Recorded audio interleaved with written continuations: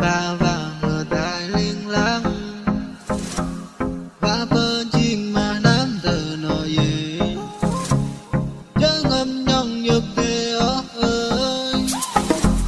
gần thế chớ ba và hơn đài vượt xa lòng ra về mà mưu ba chập tí liên lăng hơn đài cơ chập em bờ đi cha lơ đi nấu bề sớ ngon và mặt trăng cô bà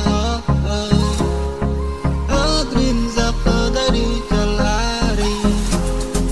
vỡ giang su về lăng năm bờ nó bà em mình làng loài tu đã rút bà bốc ra